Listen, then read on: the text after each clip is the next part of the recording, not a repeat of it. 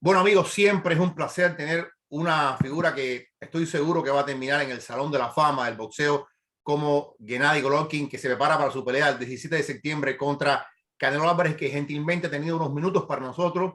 Well, my friends, it's an honor to have Gennady Golovkin, a one boxer that I'm sure will be in the Hall of Fame when his career is over. And it's a pleasure to have you, Gennady, for a couple of minutes with our people in Spanish. And the first question is about trilogy, because we know boxing history is filled with great trilogies. You have Ali Fraser, you have Ali Norton, you have 5 fights against Jake LaMotta and Robinson. When you heard the word trilogy, what it comes to your mind?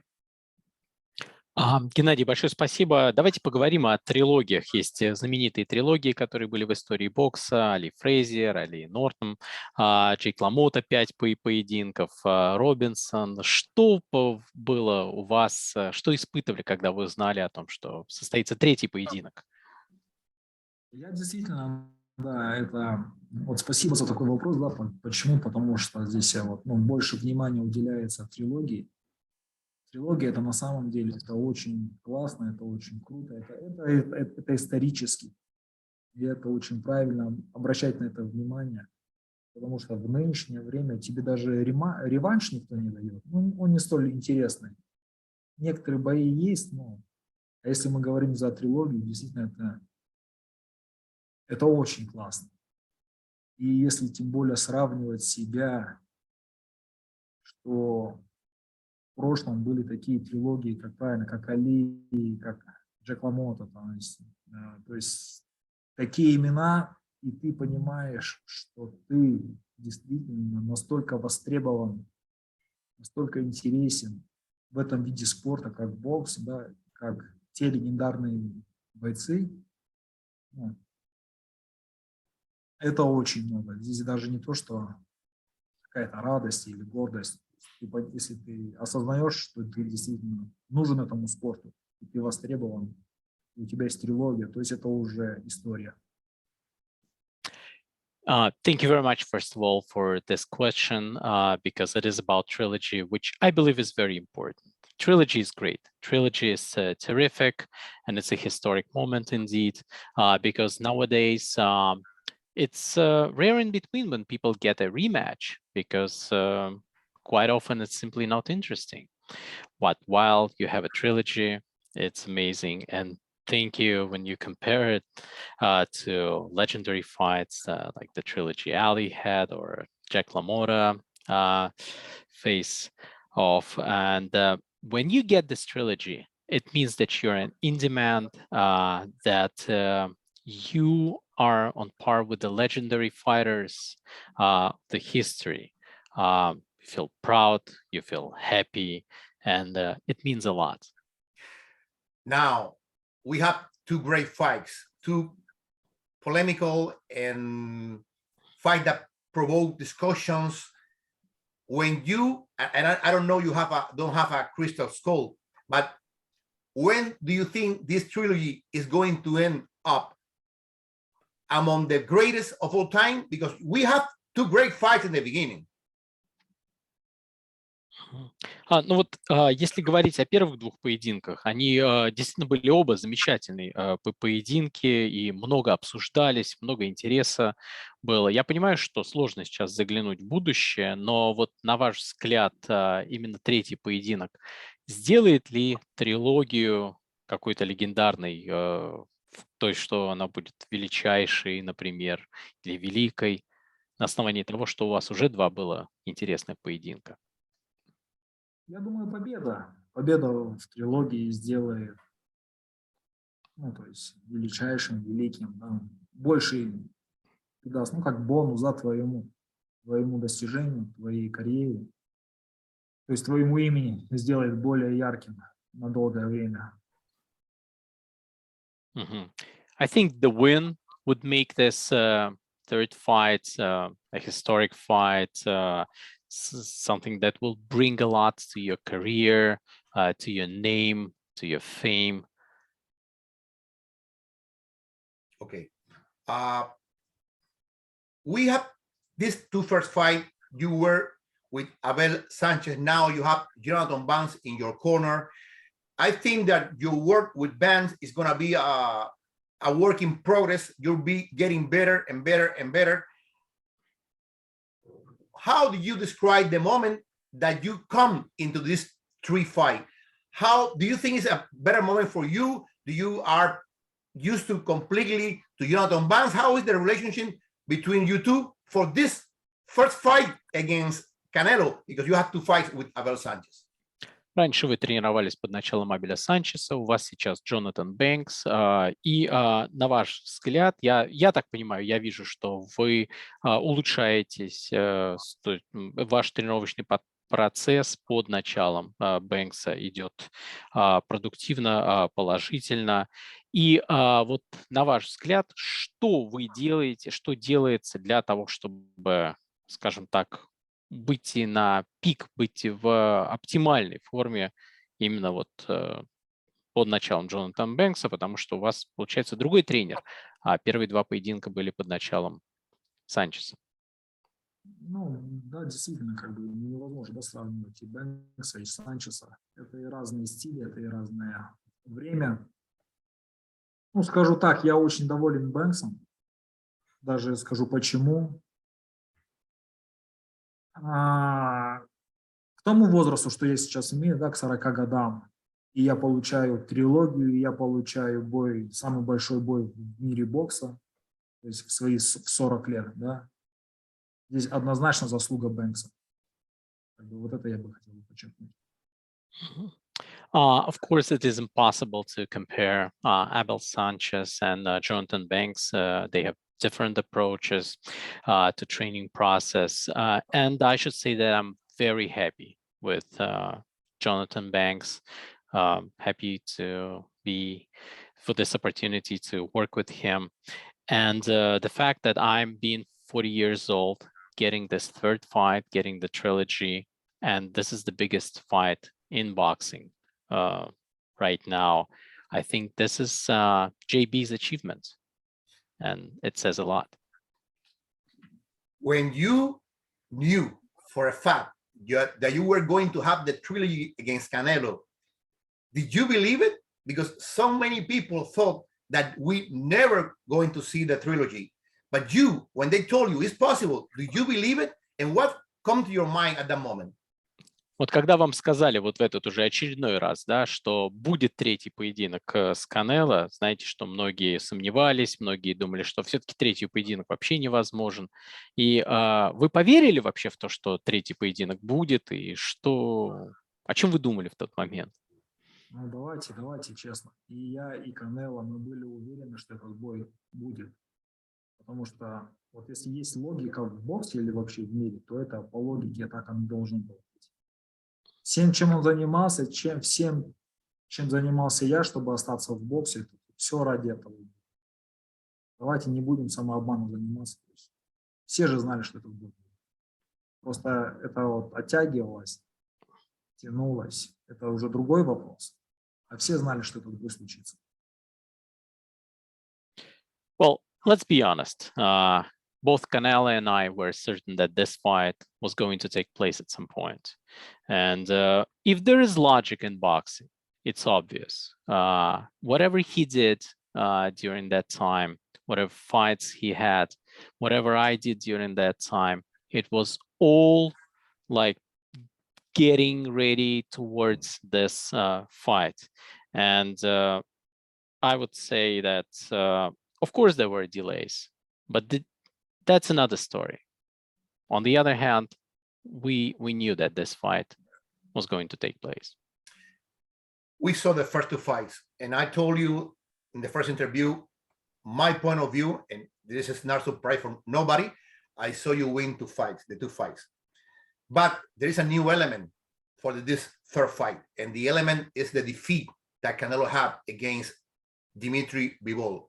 How much do you think this element will change the dynamic of the third fight for Canelo and for you? Вы помните мое интервью с вами после первых двух поединков. Мое мнение, что вы одержали победу в первых двух поединках. А сейчас есть некий новый элемент, а именно проигрыш Канело Дмитрию Биволу. И на ваш взгляд, насколько сыграет роль этот элемент для Канело и для вас? Вы знаете, я скажу так, я думаю, ну, то есть мое мнение, да. Этот проигрыш пойдет ему на пользу, потому что, ну, спортсмены на таком уровне, как бы, они много что берут из проигрыша. То есть этот проигрыш его действительно вернет в реальность. Как бы это вот этот большой пункт. И опять же, то, что он проиграл в том бою, опять же, это показывает, что, ну, что надо реально смотреть на все вещи, то есть не терять адекватность. То есть каждый может проиграть, это просто-напросто спорт. И все мы люди, что здесь нету ни суперменов, ни победимых, такого здесь нету. Тем более в боксе. I think that this loss will benefit Canelo because fighters at that level learn a lot from their losses. And I think that loss is going to bring him back to reality, which is good for him. And of course, that loss showed that you always have to be realistic. You have to take it seriously. You have to realize that anyone can lose in this sport. There are no supermans. There are no unbeatable boxers. A loss can happen to anyone. Other element that we saw, and I know you don't win fights in press conferences. Press conference is just to sell the fight. But it seems to me, and a lot of people, that Canelo was the guy interested in selling the fight when he spoke about your two-face, or you not being honest, or you say something before the cameras and something else outside the camera.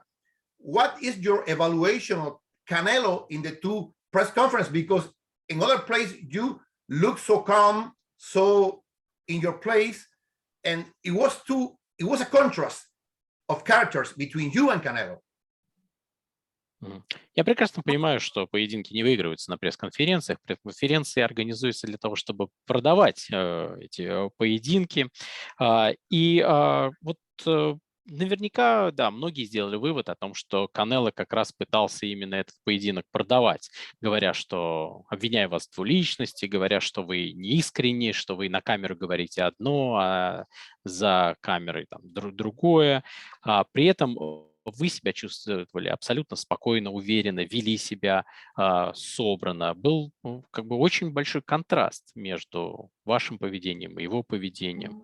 Как вы расцениваете вот его действия там? Что можете сказать по этому поводу? Ну, давайте начнем с того, что вот я там, как он сказал, да, ну, предположим, что я веду себя на камеру так, за камерой по-другому. То есть, если он что-то так говорит, то я же это все говорю на камеру. Ну, вот я же с вами разговариваю. Как я считаю нужным, я так и говорю.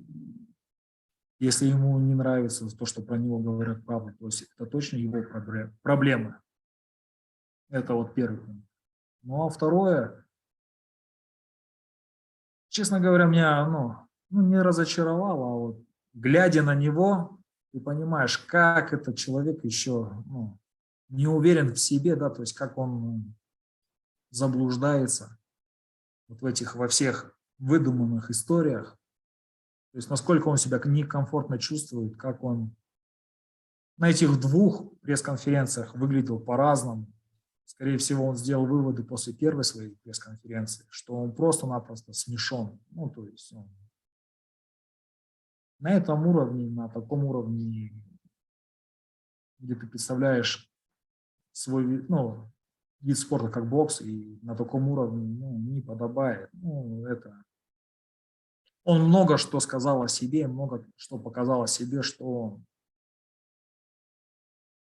не тот уровень человека, о котором, знаете, вот, о котором так можно говорить, что он действительно там лучший или что он заслуживает больше. Он показал, что он еще далеко ему, еще ему много, что ему надо познать и много чему ему надо научиться.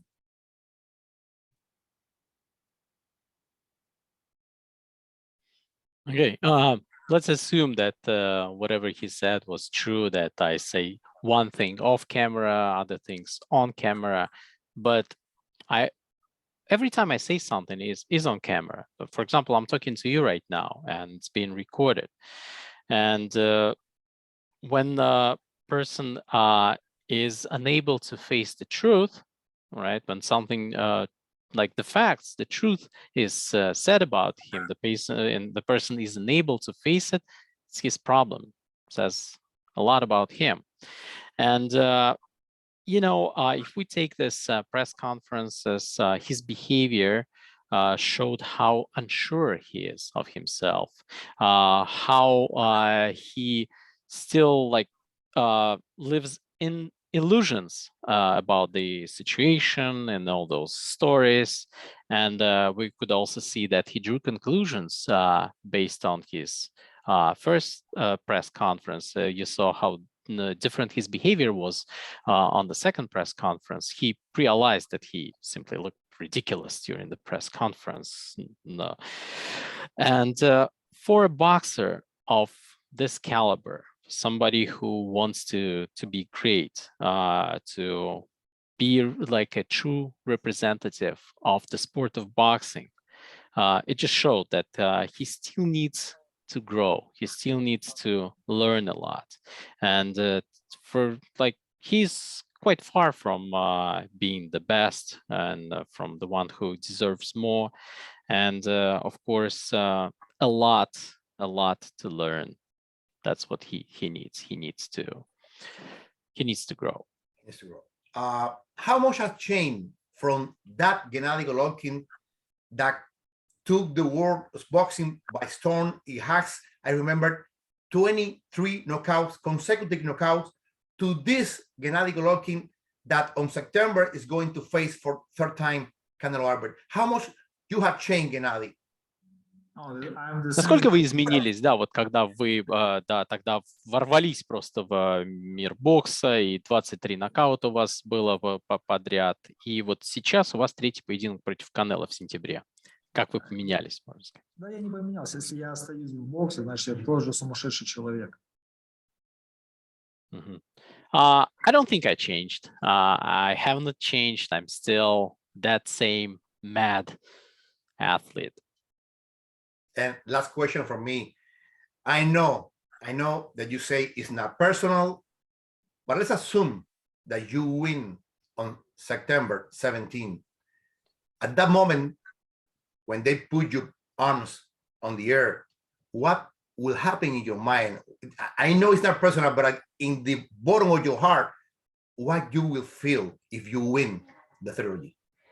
Я понимаю, что это у вас противостояние не личного характера, но вот если предположить, что вы одержите победу в сентябре, вот что вы думаете, вы будете испытывать, о чем будете думать в тот момент, когда поднимут вашу руку? Ну, правду сказать, я не знаю. Да? То есть, конечно, однозначно я буду доволен, я буду радостный. То есть, ну, вот все вот эти слова, да, сейчас можно сказать. Я думаю, что, как и в любой победе своей, я буду очень радостный в своей победе. Ну, здесь я могу сказать, если в этом случае я выиграю, да, было бы здорово. Ничего, опять же, ничего страшного, ничего специального, ну, просто будет очень здорово. I'll be honest with you, I don't know. Of course, I would be happy, I would be excited, I would be, and you can continue this list of adjectives describing the mood of a person who gets the victory. And like with every win, I would, rejoice, but I don't think it would be like something special, something like standalone, just same feeling of happiness, excitement, like achievement that I feel after every win. Well, thank you, my friend. Thank you, Konstantin, for translation. Thank you, Gennady, for your time, and I hope you have a good fight against Canelo Alvarez, September 17. Thank you for this minute. Really, it's been a pleasure. Thank you. Спасибо, Геннадий. Удачи вам.